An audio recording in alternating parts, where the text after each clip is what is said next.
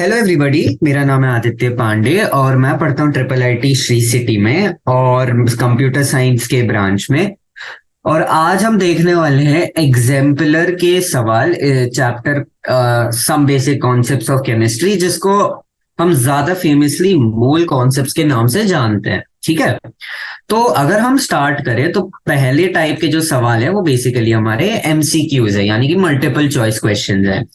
तो पहला क्वेश्चन अगर पढ़े, two students perform the same experiment separately and each one of them recorded two readings of mass given below. Correct reading of the mass is 3.0। On the basis of the given data mark the correct option. Basically और फिर ये पूछ रहा है कि ए का accurate है या बी का एक्यूरेट है या दोनों का एक्यूरेट है या दोनों का एक्यूरेट नहीं है। तो अब अगर एक तरह से हम देखें तो हमने जब लैब में एक्सपेरिमेंट्स करे हैं वो हमारा एग्जैक्ट वैल्यू नहीं आया, वो क्लोज आया है ना। जैसे ये बोल रहा है यहाँ पर एग्जैक्ट वैल्यू 3 है, तो आप देख सकते हो एक का 3.1 आया है, एक का 3.5 आया है। अब सवाल यहाँ पूछ रहा है कि किसका ज्यादा प्रिसाइज और एक्यूरेट है कंपैरेटिवली। अगर हम देखें तो जैसे हम लैब में करते हैं, अगर हम इन दोनों का एवरेज लें तो अगर मैं ए का एवरेज लूं तो वो कितना होगा मेरा 3.01 प्लस 2.99 और एवरेज है तो डिवाइडेड बाय 2, ये आएगा 6/2 यानी कि 3, जो कि हमारा करेक्ट रीडिंग वाला मास है। बी का भी अगर हम निकालें तो बी का भी आएगा 3.05 प्लस 2.95, राइट, डिवाइडेड बाय 2, ये भी आएगा 6/3 और ये भी 3 होगा, 6/2 जो कि 3 होगा। तो अब हम देख सकते हैं ए और बी का दोनों का एवरेज जो है, दोनों का मीन जो है सेम आ रहा है। तो अब हम कैसे करेंगे, अगर हम ध्यान से डेटा पे देखें तो जो ए है उसका रीडिंग 3 के ज्यादा करीब है कंपेयर टू बी, है ना। ऑब्वियस सी बात है 3 के ज्यादा क्लोज 3.01 होगा कंपेयर टू 3.05। सिमिलरली 2.99 3 के ज्यादा करीब होगा कंपेयर टू 2.95, है ना। क्योंकि ये ए का वैल्यू ज्यादा क्लोज है, हम इसीलिए बोलेंगे कि ए का रीडिंग्स जो है वो ज्यादा प्रिसाइज है और वो ज्यादा एक्यूरेट है। तो आपके फर्स्ट क्वेश्चन का जो आंसर है वो ऑप्शन 2 है, यानी कि results of student A R both precise and accurate. ठीक है, दूसरे सवाल पे अगर आए तो बेसिकली ये बोल रहा है a measure temperature on Fahrenheit scale is 200 degrees Fahrenheit, what will be the reading on a Celsius scale. तो अगर हम, आपको पता है कि 3 अलग तरह के स्केल होते हैं, है ना। फ़ारेनहाइट स्केल होता है आपका, आपका सेल्सियस स्केल होता है और आपका एक केल्विन स्केल होता है। और हर स्केल का एक लोअर पॉइंट यानी कि आपका जो फ्रीजिंग पॉइंट है वो मान सकते हो, और हर स्केल का एक अपर पॉइंट यानी कि जो आपका बेसिकली बॉइलिंग पॉइंट है। अब अगर आपको ये फ़ारेनहाइट और सेल्सियस के बीच का रिलेशन याद है तो that is very well and good. अगर याद नहीं है तो हर स्केल का आप बोल सकते हो कि रीडिंग माइनस उनका लोअर पॉइंट यानी कि उनका freezing point divided by upper point minus lower point constant है। कांस्टेंट है, इसका मतलब क्या है, इसका मतलब है अगर मैं ये फॉर्मूले को, जो मैं एफ बोलता हूँ इसके लिए, एफ को अगर मैं फ़ारेनहाइट में लूं उस वो इक्वल टू होगा एफ को सेल्सियस में और वो इक्वल टू होगा एफ को केल्विन में, है ना। इसी कॉन्सेप्ट को अगर हम दिमाग में रखें तो हमारे फ़ारेनहाइट का जो लोअर पॉइंट है वो है 32, उसका एब्सोल्यूट वैल्यू। सिमिलरली उसका जो अपर पॉइंट है उसका एब्सोल्यूट वैल्यू है 212, है ना। सिमिलरली हमारे सेल्सियस का जो लोअर पॉइंट है यानी कि फ्रीजिंग पॉइंट, उसका एब्सोल्यूट वैल्यू 0 है और उसके अपर पॉइंट का एब्सोल्यूट वैल्यू है 100। तो फिर हम क्या करेंगे, हम बेसिकली ये लिख देंगे, हमें फॉर्मूला पता है, reading minus lower point divided by upper point minus lower point is constant. इसको अगर हम सेल्सियस के लिए लगाएं, पहले फ़ारेनहाइट दिया है, फ़ारेनहाइट का वैल्यू रीडिंग दिया है 200, तो इसका होगा 200 माइनस लोअर पॉइंट है फ़ारेनहाइट स्केल का 32 डिवाइडेड बाय 212 माइनस 32। अब इसको हम कौन से स्केल में कर रहे हैं? सेल्सियस स्केल में। सेल्सियस स्केल में हमें इसका रीडिंग ढूंढना है ना, तो reading minus lower point Celsius scale का 0 है डिवाइडेड बाय 100 माइनस जो लोअर पॉइंट इसका है यानी कि 0। इसको अगर हम सॉल्व करेंगे तो ये बेसिकली आएगा हमारा एफ आएगा अराउंड 93। जो ये रीडिंग आएगा ये आएगा अराउंड 93.3। इसी फॉर्मूले को अगर हम कर लेते, यही अगर हम सिंप्लीफाई करते तो ये हमारा फाइनल, मान लो ये अभी 200 की जगह हमारा रीडिंग इन फ़ारेनहाइट में आरएफ मान रहा हूं ना, तो ये बेसिकली अगर हम इस चीज को सॉल्व करते ये आता reading in Fahrenheit is equal to 9/5 ओ 5 अच्छा हाँ, तो 9/5 रीडिंग इन सेल्सियस, बीच में मल्टीप्लीकेशन है सिंपल, प्लस 32। तो अगर हम इसे सॉल्व करते ये फॉर्मूला आता जो याद रखने वाली चीज है। इससे अच्छा आपको फिर हर स्केल का ऐसे याद रखना पड़ता है, ये वाला फॉर्मूला से याद रखने से इजी हो जाएगा। ठीक है, तो हमारे जो दूसरे सवाल का आंसर है वो है 93.3, यानी कि हमारा ऑप्शन नंबर 3 है। ठीक है, बहुत ज्यादा सिंपल सवाल था ये तो। नेक्स्ट आते हैं हम, मोलैरिटी ऑफ अ सोल्यूशन। तो अगर मैं बेसिकली, अगर आपको मोलैरिटी का फॉर्मूला याद है तो मोलैरिटी का जो फॉर्मूला था वो बेसिकली था हमारा number of moles divided by volume, और वॉल्यूम किस में था? लीटर में था, है ना, वॉल्यूम इन लीटर। तो अब हमारे को दिया है मास, NaCl का मोलार मास हम निकाल सकते हैं, मिलीलीटर में वॉल्यूम दिया, मिलीलीटर को लीटर में अगर हम कन्वर्ट कर देंगे तो सिंपल सी बात हो जाएगी, डायरेक्ट फॉर्मूला है। तो चलिए करते हैं, हम देख लेंगे, पहले हम कैलकुलेट कर लेते हैं नंबर ऑफ मोल्स। ओके, तो नंबर ऑफ मोल्स जो है वो है 5.85। NaCl का अगर आपको मास निकालना है तो Na का है 23 और क्लोरीन का मास जो है वो है 23, क्लोरीन का मास है 35.5। अगर हम इसको ऐड कर देंगे जो कि बेसिक सा मोलर मास निकालना है वो आता है 58.5। ठीक है, 58.5। सिंपल सी बात है, नंबर ऑफ मोल्स फिर आ रहे हैं 0.1 और मैं अब से नंबर ऑफ मोल्स को हर जगह n दिखाऊंगा। तो बेसिकली हमारा जो n का वैल्यू है वो है 0.1। Volume in litre 500 ml basically होता है 0.5 लीटर। अब हमें पता है molarity is equal to N/V, V है लीटर में ये, तो बेसिकली ये बेसिक है 0.1 डिवाइडेड बाय 0.5, 1/5 जो कि है बेसिकली 0.2। तो ये हमारा ऑप्शन नंबर 3 है। यूनिट याद रख लेना, ऊपर मोल्स है नीचे लीटर है, मोल पर लीटर उसका यूनिट रहेगा। ठीक है, तो हमने पहले 3 सवाल कर लिए जो कि बहुत ज्यादा इजी सवाल थे। अब हम आते हैं ये, तो ये 4th सवाल में अगर आपको कॉन्सेप्ट एक पर्टिकुलर याद है एनसीईआरटी का, हमने एक फॉर्मूला पढ़ा था डाइल्यूशन के पर्टिकुलर जो बहुत ज्यादा सेंस बनाता है फॉर्मूला, जो कि है M1V1 is equal to M2V2, है ना, M1V1 is equal to M2V2 है। ठीक है, तो देख पढ़ क्वेश्चन अगर पढ़े, if a 500 ml of 5 molar solution, तो हमारे पास 2 सोल्यूशन है। ठीक है, सोल्यूशन 1 है और सोल्यूशन 2 है। सोल्यूशन 1 के मोलारिटी को हम M1 बोलेंगे, वॉल्यूम को V1 बोलेंगे। सोल्यूशन 2 के मोलारिटी को हम M2 बोलेंगे, वॉल्यूम को हम V2 बोलेंगे। ओके, अब 500 ml ऑफ 5 मोलर सोल्यूशन, यानी कि ये तो 5 मोलर है ना, और V1 क्या है 500 ml है। M2 इज डाइल्यूटेड टू 1500, यानी कि V2 हमारा बेसिकली 1500 दिया है और उसके बाद हमको पूछा है मोलारिटी इस सोल्यूशन का क्या है।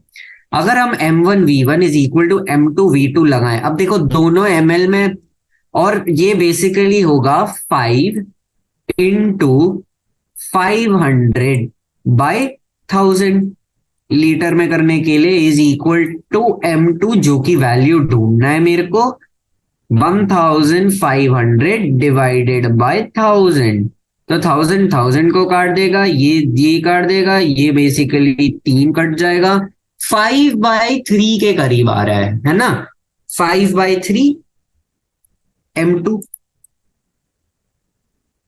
जो कि कितना होगा 1.666, ऐसे रेकरिंग चलेगा 1.67 के करीब होगा, जो कि हमारा ऑप्शन नंबर 2 है। ठीक है, अगले वाले में आते हैं, फिफ्थ वाले में। तो फिफ्थ वाला क्या बोल रहा है, number of atoms present in 1 mole of an element is equal to Avogadro number, which of the following consist the greatest number of atoms. तो फॉर्मूला बेसिकली वो बोल रहा है, जो n है, number of moles is basically number of atoms divided by Na ये capital है, और ये हमारा अवागाड्रो नंबर है, जिसका वैल्यू हमारा होता था 6.022 इंटू 10⁻23। राइट, सिंपल सी बात है, इतना याद है हमको। अब अगर हम इसको क्रॉस मल्टीप्लाई करेंगे, तो नंबर ऑफ एटम्स, जिसको मैं कैपिटल एन से डिनोट करूंगा इस क्वेश्चन में, number of atoms capital N is equal to small N into N A. अब देखो Na क्या है, Na कांस्टेंट है, राइट, Na कांस्टेंट है, नंबर ऑफ मोल्स चेंज हो सकता है क्योंकि वो नंबर ऑफ एटम्स पे डिपेंड करता है, और n नंबर ऑफ एटम्स है। तो अगर नंबर ऑफ मोल्स ज्यादा होगा तो n ज्यादा होगा, नंबर ऑफ एटम्स ज्यादा होगा। सिमिलरली अगर नंबर ऑफ मोल्स कम होगा तो नंबर ऑफ एटम्स भी कम होगा। मैं इतना कह रहा हूं कि number of atoms is directly proportional to number of moles. Make sense? ठीक है, अब हमें क्या करना है, हमें 4 ग्राम्स ऑफ हीलियम्स के नंबर ऑफ मोल्स निकालने हैं, हमें 46 ग्राम ऑफ सोडियम के नंबर ऑफ मोल्स निकालने हैं, हमें 0.4 ग्राम ऑफ कैल्शियम के नंबर ऑफ मोल्स निकालने हैं, और हमें 12 ग्राम हीलियम के नंबर ऑफ मोल्स निकालने हैं, है ना। अगर हम इन सभी के नंबर ऑफ मोल्स निकालें तो हीलियम का एटॉमिक मास होता है 4, राइट, तो 4/4 होगा NHE, हीलियम 4/4 बनेगा, जो कि हमारा बेसिकली 1 है। नंबर ऑफ मोल्स हम सबको पता है, मास बाय मोलार मास का फॉर्मूला है। दूसरा वाला होगा Na वाला, Na का कितना होता है 23, तो NNA is equal to 46 divided by 23, basically कितना होता है, ये 2 होता है, राइट। कैल्शियम NCA, Ca का, कैल्शियम का एटॉमिक मास जहां तक मेरे को याद है 40 होता है ना। तो 0.40 डिवाइडेड बाय 40 कितना आ रहा है, 0.01 के करीब आ रहा है ये, और 12 ग्राम्स ऑफ हीलियम NHE, है ना। 12 ग्राम्स मतलब 12 डिवाइडेड बाय 4, 3 मोल्स। अब सबसे ज्यादा मोल्स किसके पास है, सबसे ज्यादा मोल्स 12 ग्राम्स ऑफ हीलियम के पास है। तो सबसे ज्यादा number of atoms 12 grams of heliums के पास होंगे, क्योंकि हमने यहां देखा था number of atoms is directly proportional to number of moles. ठीक है, इजी, ओके। आगे करते हैं हम, 6th वाले सवाल पे जाते हैं। क्वेश्चन दिया है, if the concentration of glucose, जिसका फॉर्मूला है C6H12O6 in the blood is 0.9 ग्राम पर litre, what is the molarity in the blood. ठीक है, मोलारिटी का फॉर्मूला हमने बेसिकली देखा था कि मोलारिटी जो है वो हमने पढ़ा था number of moles divided by volume, है ना। अब नंबर ऑफ मोल्स को क्या मैं लिख सकता हूं, मास डिवाइडेड बाय मोलार मास, और वॉल्यूम। अब अगर हम ध्यान से मैं दिखाऊं, मास गिवन बाय वॉल्यूम, ये तो कॉन्सेंट्रेशन हो गया, कॉन्सेंट्रेशन ऑफ द सोल्यूशन जो कि हमें दिया है 0.9 ग्राम पर लीटर, और मोलार मास है, तो मोलारिटी का एक और फॉर्मूला आ जाता है जो कि हमारा concentration divided by molar mass, right. अब C6H12O6 ग्लूकोज का मोलर मास, कार्बन का मास होता है 12, हाइड्रोजन का मास होता है 1, ऑक्सीजन का मास होता है 16। तो C6H12 होगा 12 into 6 plus 1 into 12 plus 6 into 16, जो कि अभी आप बायोमोलिक्यूल्स कर लिया, आगे करोगे तो वो बेसिकली 180 होता है, वो याद हो जाता है आपको। तो ये होगा 0.9 डिवाइडेड बाय 180, है ना, जो कि बेसिकली कितना है हमारा, अराउंड हमारा आएगा 0 बेसिकली ये होगा 9/18 इंटू 1/100, 5/1000 आएगा ये, ठीक है, जो कि है 0.005, 0.005, ऑप्शन नंबर 3 है आपका।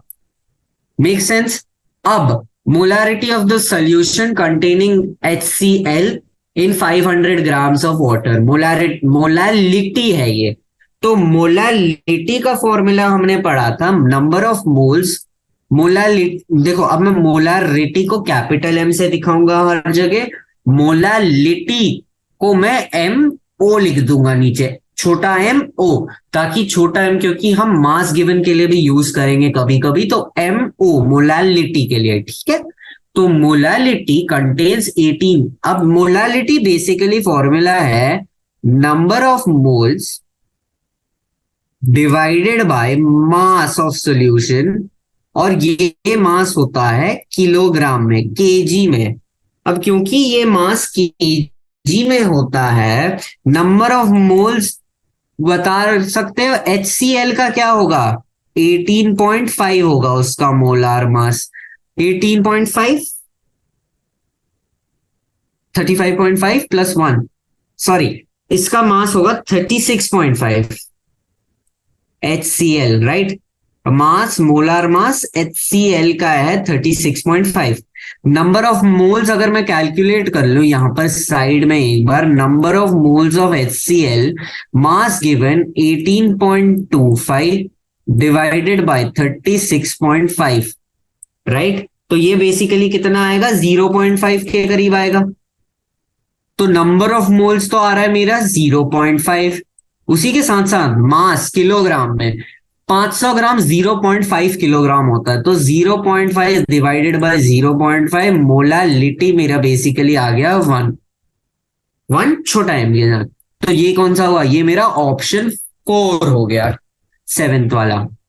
8th वाला सवाल अगर हम देखें तो 8th सवाल में 1 mole of any substance contains Na number of atoms, Avogadro number दिया है उन्होंने, ये हमें पता है।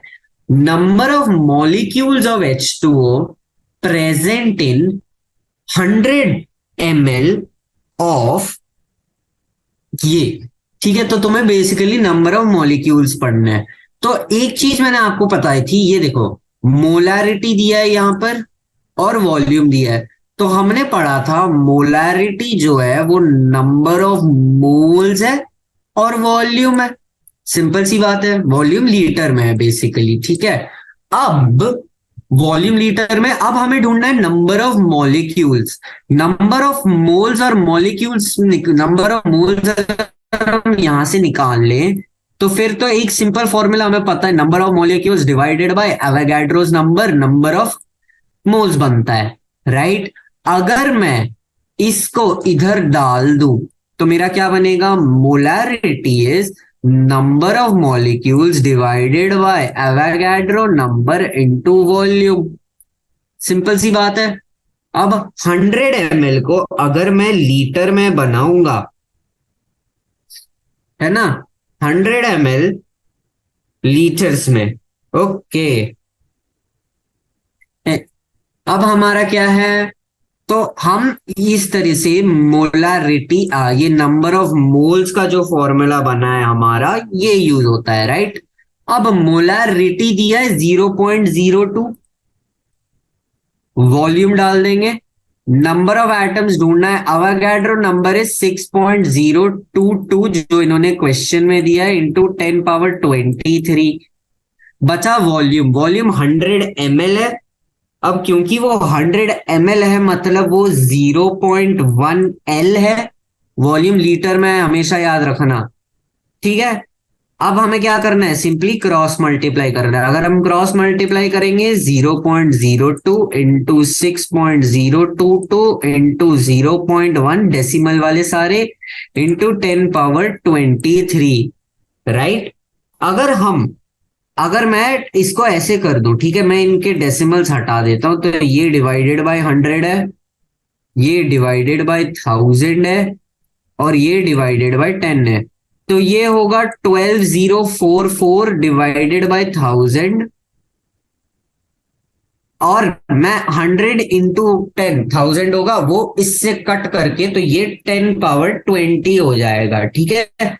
तो ये 1.22 के करीब आए, 12.04 इंटू 10 पावर 20, जो कि हमारा ऑप्शन नंबर 1 है, ठीक है। ज्यादा कुछ मुश्किल नहीं है, हमें पता है मोलारिटी का formula is number of moles into volume in litre, और फिर हमें पता है number of moles is number of molecules divided bye Avogadro number.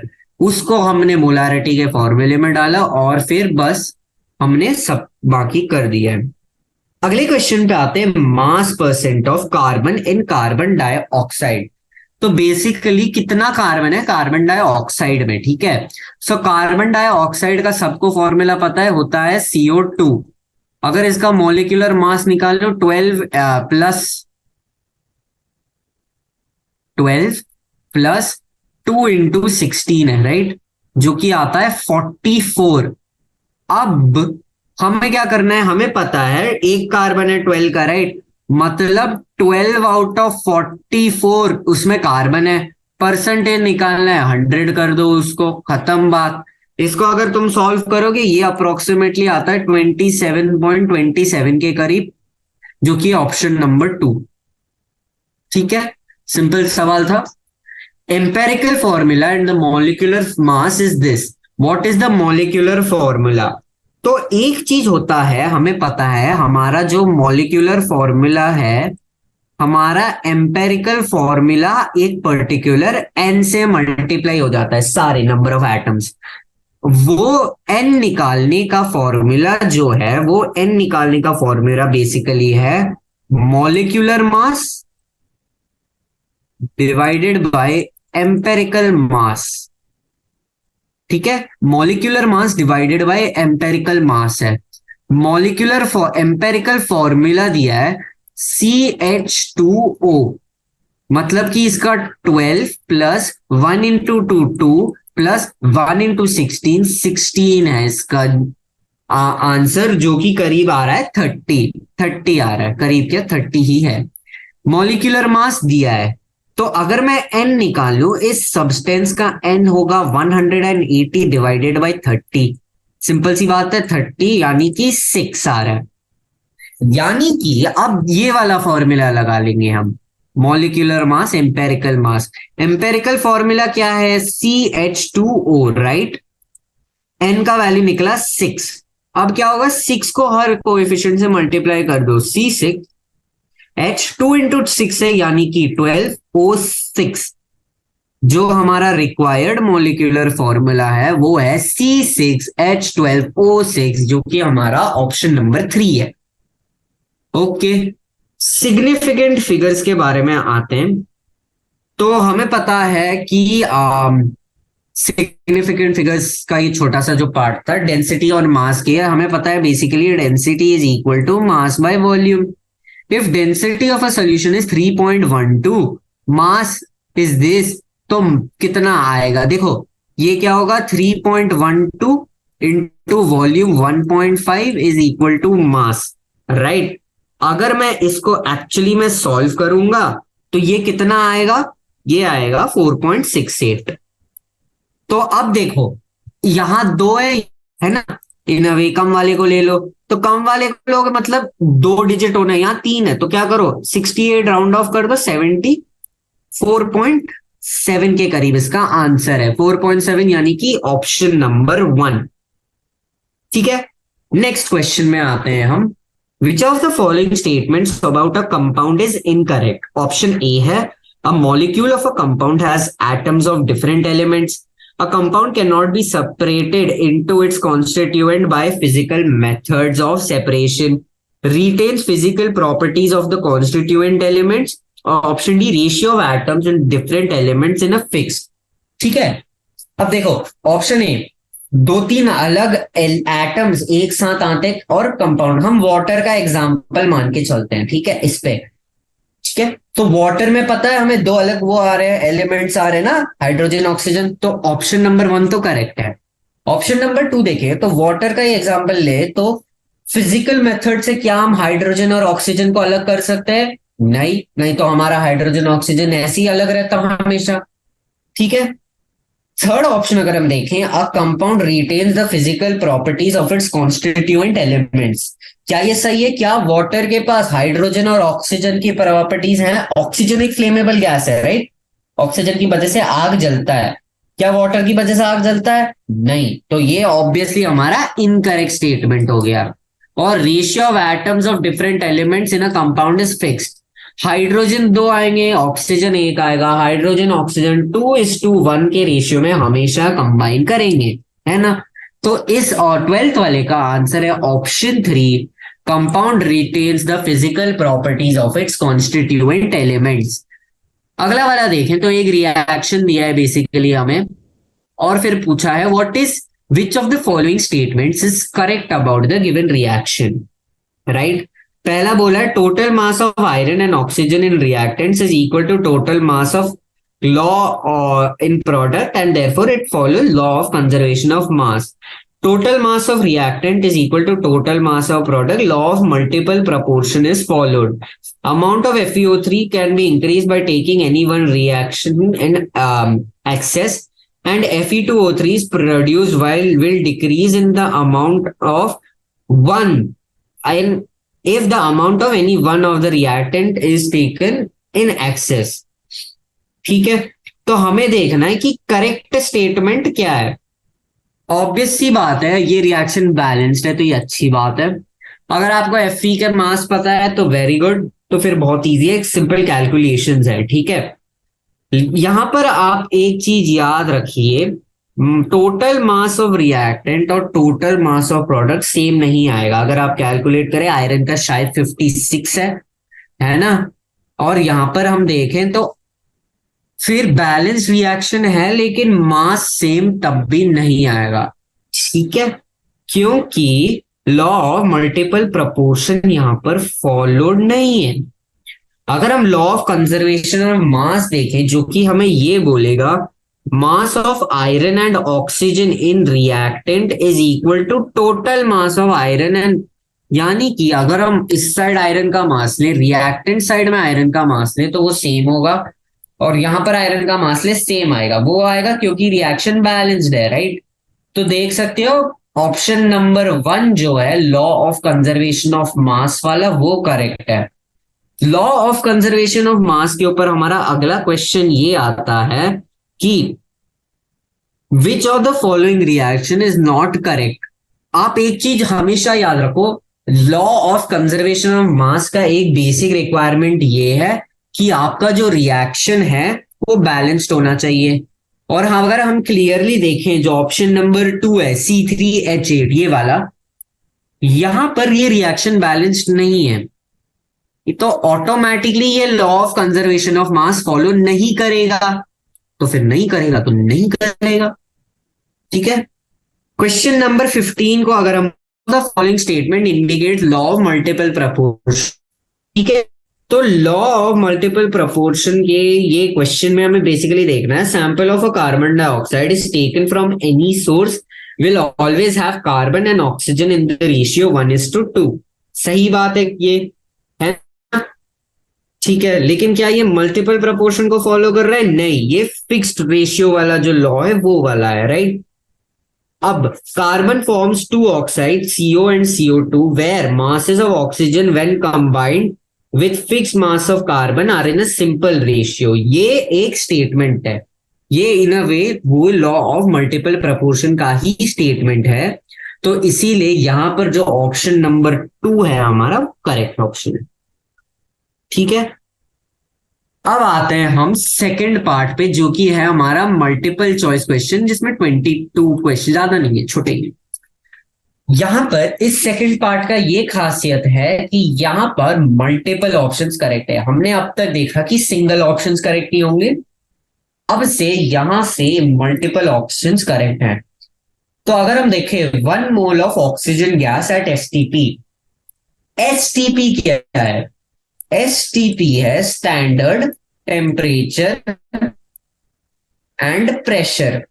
Standard temperature and pressure basically 273 kelvin होता है और प्रेशर होता है 180 एम का, है ना। अब क्योंकि 180 एम का वो स्टैंडर्ड प्रेशर है, ये 273 केल्विन का एक स्टैंडर्ड प्रेशर है, तो अब हमें देखना है 1 मोल में क्या होता है।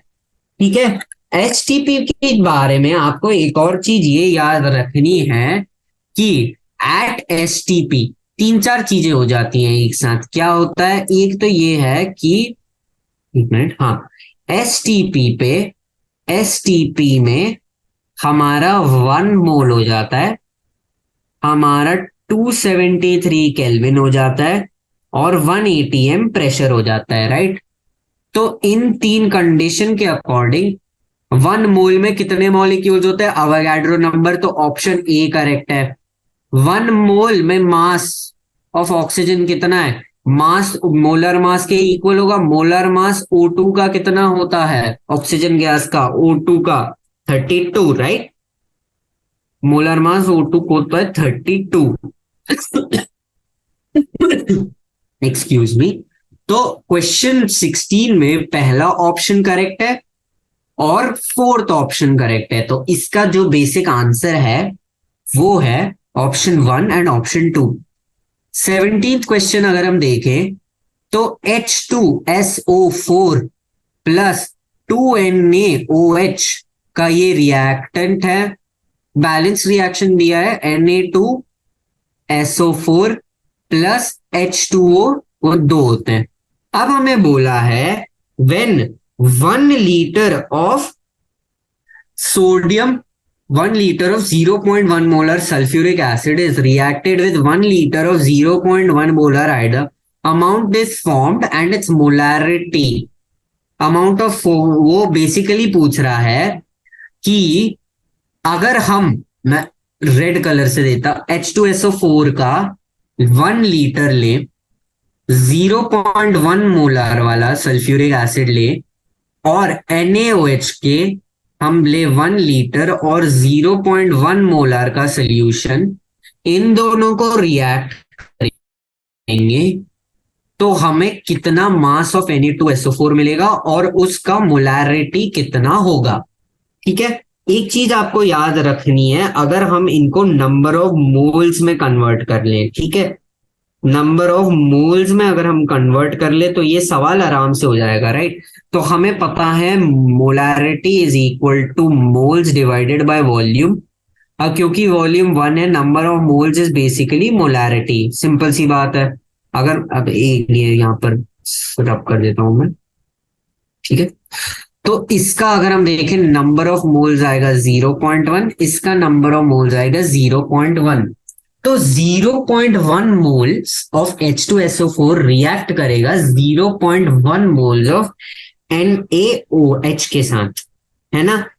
सॉरी, 0.1 मोल्स रिएक्ट करेगा 0.2, क्योंकि यहां पर 2 भी है तो 0.2 होगा बेसिकली जो हमारे रिएक्शन में होगा। अब क्योंकि 0.1 मोल्स ऑफ H2SO4 रिएक्ट कर रहा है 0.2 मोल्स ऑफ NaOH के साथ, जो कि हमारे पास नहीं है ना। 0.2 मोल्स नहीं है हमारे पास, 0.1 मोल है कायदे से, है ना। 0.1 मोल मिला है हमें, यहाँ पर देखो 0.2 नहीं मिला है।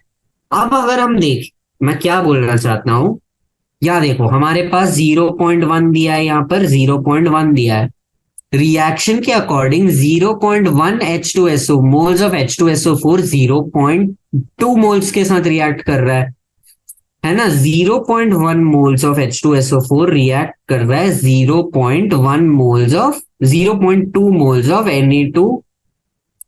NaOH के साथ, राइट, वो यहां दिया है। अब अगर हम देखें तो अब हमारा 0.1 मोल ऑफ NaOH कितने मोल्स के साथ रिएक्ट करेगा, कितने मोल्स के साथ रिएक्ट करेगा, राइट। तो उसमें हमें NH2SO4 बेसिकली आएगा 0.05, उसका हाफ हो रहा है बेसिकली, राइट, 0.05 के साथ आ रहा है, ठीक है। अब 0.05 मोल्स ऑफ H2SO4 यूज होगा, पूरा NaOH यूज होगा। तो अकॉर्डिंग टू द लॉज जो हमने पढ़ा है, डेफिनेट प्रपोर्शन, सब चीजें, 0.05 मोल्स ऑफ Na2SO4 बनना चाहिए। जितना खाली हुआ लिमिटिंग रिएजेंट जो है H2SO4 बनेगा, लिमिटिंग रिएजेंट जितना है उतना यहां बनेगा, राइट। अब अगर हम यहाँ बात करें, अब हमारे पास नंबर ऑफ मोल्स आ गया, और Na2SO4 का मोलर मास भी निकाल सकते हो आप। Na2SO4 का मोलर मास होता है 164, ठीक है, 142 हो जाता है उसका मोलर मास, 142। अब Na2SO4 का मोलर मास पता है आपको, ये मोलर मास है। नंबर ऑफ मोल्स पता है 0.05, मास निकाल सकते हैं, राइट। एक बार हमने मास निकाल दिया है तो फिर क्या बात है, फिर तो वॉल्यूम भी निकाल सकते हैं। और वॉल्यूम कितना होगा इसका, 1 लीटर प्लस 1 लीटर, राइट, दो रिएक्टेंट 1-1 लीटर के आ रहे हैं तो इसका वॉल्यूम होगा 2 लीटर्स, ठीक है। तो अगर हम निकालें mass mole is equal to number of moles into molar mass, जो कि है 0.05 इंटू 142, अगर हम इसको सिंप्लीफाई करेंगे तो ऑब्वियसली ये आएगा अराउंड हमारा 7 पॉइंट कुछ आएगा, राइट, जो कि हमारा ऑप्शन 2 है। कॉन्सेंट्रेशन वाइज देखें, number of mole 0.05 divided by 2, 0.025। तो ऑप्शन नंबर 2 और ऑप्शन नंबर 3 जो है यहाँ पर, ये हमारे करेक्ट ऑप्शंस हैं, ऑप्शन 2 ऑप्शन 3, ठीक है। अगर हम देखें 18th वाला, सेम नंबर ऑफ एटम्स, तो ये हमने एक तरीके का सवाल करा था हमने सिंगल ऑप्शन में, ठीक है। नंबर ऑफ मोल्स के हिसाब से नंबर ऑफ एटम्स जो निकालना था हमें, वो हमने इनके यहाँ पर निकाला था, जो कि अभी अगर मैं आपको यहाँ पर दिखाऊंगा तो यहाँ पर है, ऊपर जाए, ये वाला क्वेश्चन, 5th वाला, सेम कॉन्सेप्ट लगाया था हमने, नंबर ऑफ मोल्स निकाले थे, नंबर ऑफ मोल्स के बाद नंबर ऑफ एटम्स निकाल लिए थे। और अभी यहाँ पर आपको बस एक चीज करना है, कहाँ गया, हाँ, यहाँ पर आपको एक चीज करना है, आपको देखना है कि इस और इसमें सेम है, इस और इसमें सेम है, इस और इसमें सेम है, या इस और इसमें सेम है, ठीक है। तो ये 18th क्वेश्चन हमने एक तरीके से कर लिया है, एक बार जरूर ट्राई करिएगा प्लीज। 19th क्वेश्चन पे आए, which of them have same concentration, ठीक है। 18th क्वेश्चन का अगर मैं आंसर बोलूं, ये बेसिकली इसका आंसर आना चाहिए ऑप्शन सी और ऑप्शन डी, ठीक है, ऑप्शन सी या फिर ऑप्शन डी, बेसिकली ये वाला ऑप्शन 3 और ऑप्शन 4, ओके। 19th क्वेश्चन भी हमने एक तरीके से कर लिया, हमें कॉन्सेंट्रेशन निकालना आता है, मोलारिटी, एक तरीके से concentration is equal to number of moles divided by volume, किसमें, लीटर में, ठीक है। नंबर ऑफ मोल्स को मैं मानता हूं n, इसको बोल देंगे VL, ठीक है। नंबर ऑफ मोल्स को अब मैं जानता हूं, लिख सकते हैं हम, मास गिवन मोलार मास। इसमें हम नंबर मास गिवन को छोटा m बोल देंगे, मोलार मास को कैपिटल M बोल दो। ये वाला फॉर्मूला जो है यहां डाल दो, तो ये वाला फॉर्मूला बन जाएगा मास गिवन छोटा m volume VL into M, आया ना। अब अगर हाईलाइट करके दिखाऊं मैं, तो ये जो पार्ट है आपके फॉर्मूले का, मास बाय वॉल्यूम, कॉन्सेंट्रेशन, कॉन्सेंट्रेशन यानी इन अ वे डेंसिटी, है ना, मोलर मास कॉन्सेंट्रेशन लिख रहा हूं मैं, divided by molar molarity, molar mass, मैं मोलर के लिए एम, कैपिटल एमओ लिख देता हूँ, चलिए ठीक है। तो ये दो फॉर्मूले हैं आपके, ये फॉर्मूला है। दोनों फॉर्मूला हमने पिछले 15 क्वेश्चंस में यूज कर रहे हैं भर के, तो आप 19 सवाल भी कर सकते हो। ओके, ज्यादा कैलकुलेशंस इसमें है नहीं एक्चुअली 19th वाले में, है ना। और इसका ऑप्शंस अगर मैं आपको बताऊंगा, वो है ऑप्शन नंबर 1 एंड 3 का सेम है। अब मेरे से अगर आप पूछोगे कि आपने कैसे किया है, तो क्लास से पहले मैंने ये सारे सवाल सॉल्व करे ताकि मैं फिर क्लास ले पाऊं, तो इसीलिए ये याद है, ठीक है।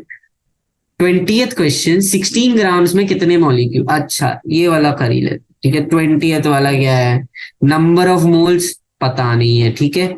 नंबर ऑफ मोल्स वो बोल रहा है same number of molecules divided bye Avogadro number है। ऑक्सीजन क्या होता है, ऑक्सीजन को O2 मान के चलो, ठीक है। एज सच अगर वो बोले नहीं कि ऑक्सीजन को क्या मानना है, ऑक्सीजन को हमेशा O2 मानो।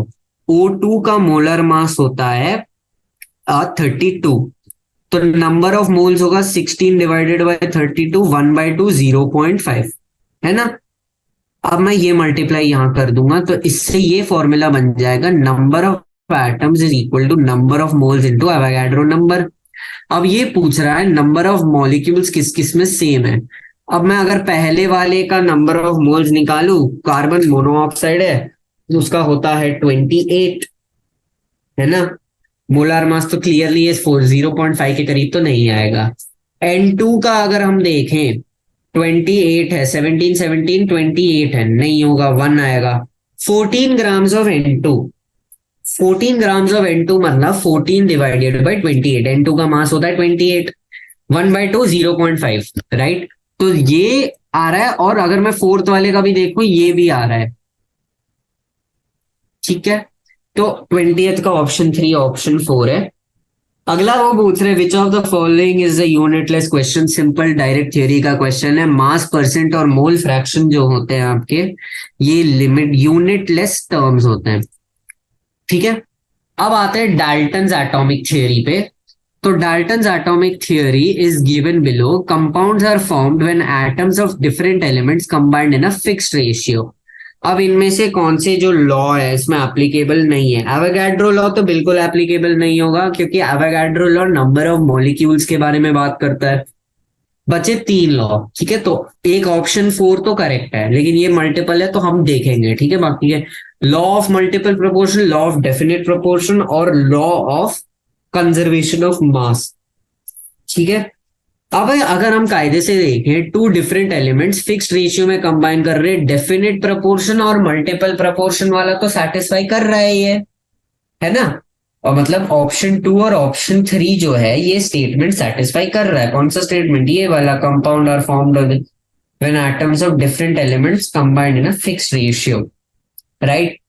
तो इसी कायदे से फिर which of the following statement गलत बचा, law of conservation of mass, क्योंकि ये मास के रिलेटेड कुछ बता ही नहीं रहा है, ठीक है। ये हमारे एमसीक्यू भी खत्म हो गए हैं। अब अगर हम आगे का देखें, what will be the mass of C12 grams in grams, ठीक है। तो ये बेसिकली आपका अगर याद है calculations, carbon atom of carbon का मास पूछ रहा है, ठीक है। 1 मोल ऑफ कार्बन, ठीक है, mass of 1 atom, okay. Number of moles अगर मैं देखूं, बेसिकली हर जगह पहले नंबर ऑफ मोल से स्टार्ट होता है, number of atoms divided bye Avogadro number. Number of atoms 1 है, एवोगैड्रो नंबर है 6.022 इंटू 10^23, ठीक है।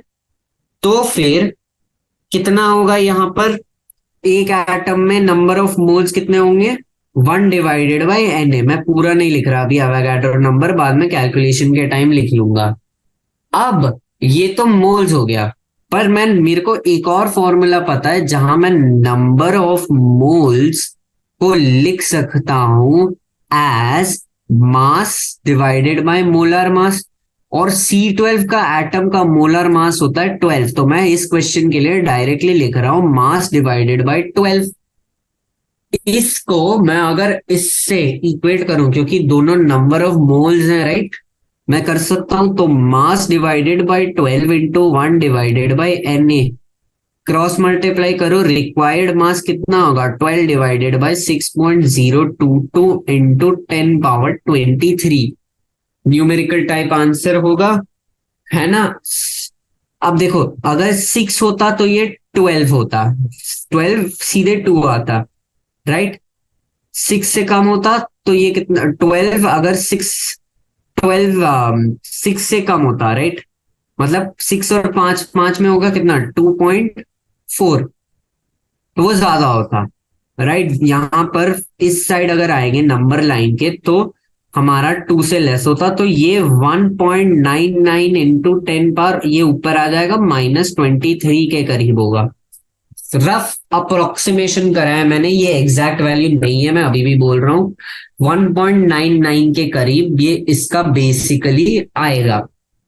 ठीक है, अब मैं अगर आपको क्वेश्चन नंबर 24 दिखाऊंगा, तो question number 24, significant figure should be present in the answer, है ना। अब यहां देखो, यहां पर कितने नंबर, 4 अलग नंबर्स हैं, राइट। 4 अलग नंबर कौन से हैं, वो एक है 2.5, एक है 1.25, एक है 3.5, एक है 2.01। इसमें 2 डिजिट्स हैं, इसमें 3 डिजिट्स हैं, इसमें 2 डिजिट्स हैं, इसमें 3 डिजिट्स हैं, है ना। हमें पता है कि जब हमारा, है ना, सबसे कम वाला लेते हैं हम, जब हम सिग्निफिकेंट फिगर्स हमारा ढूंढ रहे होते हैं तो हम सबसे कम लेते हैं, जो कि हमारा क्या है 2 है। तो कितने सिग्निफिकेंट फिगर्स होंगे इसमें 2 होंगे, क्यों, क्योंकि सिग्निफिकेंट फिगर्स वाला रूल कहता है हमें कि हमें यहाँ पर सबसे कम वाले लेने चाहिए, लेस चीजें वाले लेने चाहिए। ठीक है, नेक्स्ट हम पूछ रहे हैं what is the symbol of SI unit of mole. Mole का अगर आपको सिंबल नहीं पता है, क्योंकि हम जनरली मोल को MOL डिस्क्राइब करते हैं, ठीक है। MOL is the SI unit of मोल, है ना। अब मोल डिफाइंड कैसे है ना। मोल का अगर आप, अब ये तो ऑब्वियसली पता है number of moles is mass by molar मास, लेकिन मोल का जो प्रॉपर डेफिनेशन है वो ये बताता है, ठीक है। अ मोल इज डिफाइंड, मैं लिख लेता हूं, a mole is defined as as फिर यहां देखता हूं मैं, ठीक है। Amount of substance that contains, amount of substance that contains, क्या, as many entities as there is in the atoms, as there are atoms in 12 grams of carbon। Basically एक मोल क्या होता है कि 12 ग्राम्स ऑफ कार्बन में जितने atoms हैं, 12 grams of carbon में जितने एटम्स हैं, अगर कोई किसी भी सब्सटेंस, किसी भी चीज के पास उतना ही एंटिटीज हो, ये वैल्यू होगा मान लो V। अब किसी चीज के पास V एंटिटीज हो अपने पास, तो फिर वो चीज 1 मोल कही जाती है। ठीक है, सिंपल बात, सीधी बात, नो बकवास। नेक्स्ट आते हैं डिफरेंस बिटवीन मोलारिटी मोलालिटी। फॉर्मूले में डिफरेंस है, मोलारिटी जो है वो वॉल्यूम से डिवाइड करते हैं, मोलालिटी हम, एक्सक्यूज मी, मोलालिटी को हम मास से डिवाइड करते हैं। ठीक है, what is the mass percentage of calcium, phosphorus and oxygen in Ca3PO, जो भी, ये पूरा लिख लेता हूं मैं, जो है Ca3PO4 2। ठीक है, Ca3PO4 2 को अगर हम देखें, कैल्शियम का मास होता है 40, ठीक है, फॉस्फोरस का मास होता है 31, ऑक्सीजन का मास होता है 16। 3 कैल्शियम है तो 3 × 40 प्लस फॉस्फोरस एक यहाँ है लेकिन बाहर 2 है तो टोटल 2 फॉस्फोरस है। 2 × 31, 4 है अंदर लेकिन बाहर 2 है तो टोटल 8 है। 8 × 16 ये अगर हम सॉल्व करेंगे ठीक है, ऐसे सिंपल लगने के लिए थोड़ा, ये आएगा 310। अब कितना कैल्शियम है? 3 एटम्स कैल्शियम है, सो 3 × 40 डिवाइडेड बाई 310 ये देगा परसेंटेज ऑफ कैल्शियम, ये आएगा अराउंड 38.71%। ठीक है। सिमिलरली अगर हम फास्फोरस का देखें, 2 एटम्स है, ईच का एक हर मास इतना है तो 310 × 100 ये देगा मेरे को परसेंटेज ऑफ फास्फोरस, जो कि मेरे को आ रहा है अराउंड 20 के करीब आएगा ये, क्योंकि 10 जीरो ठीक है। और फिर ऑक्सीजन, ऑक्सीजन के कितने 8 हैं, राइट। सो 8 × 16 डिवाइडेड बाई 310 × 100 और ये डेसिमल में आएगा, क्लियरली दिख रहा है 16 8 और ये आएगा 41 इश आएगा, 2.9 41 2.9 है एग्जैक्ट वैल्यू इसकी। ठीक है। 28th क्वेश्चन अगर हम देखें तो बहुत सारे क्वेश्चन बचे हैं अभी। 28th क्वेश्चन रिएक्शन क्वेश्चन है, तो हर रिएक्शन क्वेश्चन में पहले क्या करिए, पहले रिएक्शन लिख दीजिए। ऑलराइट, तो ये रिएक्शन है 2N2 plus O2 gives rise to 2N2O। Preparation method है, याद पढ़ोगे बाद में पी ब्लॉक में, अगर पी ब्लॉक पढ़ानी है अभी तक। ठीक है। Die nitrogen is reacted with, अब यहां देखो यहां कितना बोला है, यहां पर बोल रहा है हमने 45.4 लीटर यहां रखा है, यहां पर हमने बोला है 22.7 लीटर रखा है, और यहां पर ये बोल रहा है 45.4 लीटर बना है। तो ये कौन सा लॉ है, बेसिकली वो हमें ये पूछ रहा है, राइट। अब अगर हम देखें इस चीज को डबल करेंगे, राइट, अलग पेन से लिखता हूं, अगर मैं इसको टाइम्स 2 मल्टीप्लाई करूं ये आएगा, टाइम्स 2 मल्टीप्लाई करूं ये आएगा, तो देख सकते हो 2:1:2 का रेशियो में बना है, मतलब 2N2 एक उसके O2 से रिएक्ट होके 2N2O बना रहे हैं, राइट। और ये क्या है, होल नंबर रेशियोज है, राइट। बेसिकली हम क्या कर रहे हैं, गैसेस के बीच में काम कर रहे हैं। इक्वेशन में अगर हम देखें गैसेस है, N2 गैस है, O2 गैस है, N2 भी गैस है, तो यहाँ पर हमारा जो लॉ गैसेस के रिलेटेड यूज हुआ है वो है हमारा गे-लुसाक्स लॉ। गे-लुसाक्स लॉ, गे-लुसाक्स लॉ क्या बोलता है, जो भी एक कांस्टेंट टेम्परेचर प्रेशर में वो गैसेस कंबाइन होते हैं तो वो एक फिक्स्ड होल नंबर के रेशियो में कंबाइन हो रहे हैं। जैसे कि ये, क्योंकि हमारे 2:1:1 ये होल नंबर्स है और सिंपल है, मतलब इससे आगे ये रेड्यूस नहीं हो सकते क्योंकि ये इस उसमें फॉर्म हो रहे हैं, इसीलिए ये हमारे फॉर्म हो रहे हैं, गे-लुसाक लॉ फॉलो कर रहा है। ठीक है। स्टेटमेंट अगर मैं देखना चाहूं तो फिर बेसिकली इसका स्टेटमेंट ये है, gases produce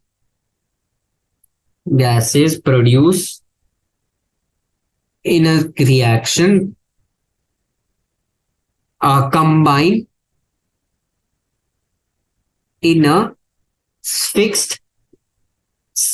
simple whole number ratio, fixed नहीं आएगा, in a simple whole number ratio, in a fixed simple whole number ratio, है ना। इस fixed simple whole number ratio, but वो क्या है, कंस्ट्रेंट क्या है, provided temperature and pressure is constant, provided temperature and pressure is constant. ठीक है।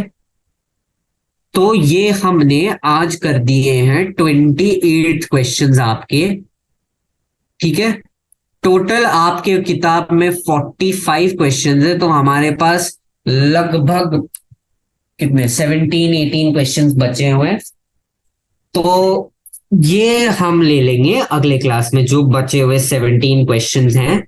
बीच में मैंने आपको एक होमवर्क क्वेश्चन दिया था जो कि था 18th वाला क्वेश्चन और 19th वाला क्वेश्चन, इसके आंसर बता दिए थे मैंने आपको, लेकिन ये मैंने आपको होमवर्क में इसीलिए दिया क्योंकि ये मॉडल के सवाल हमने बहुत स्टार्टिंग में सिंगल ऑप्शन में करे थे, ठीक है। तो प्लीज इनको सॉल्व कर लेना। ओके एवरीबॉडी, चलिए फिर।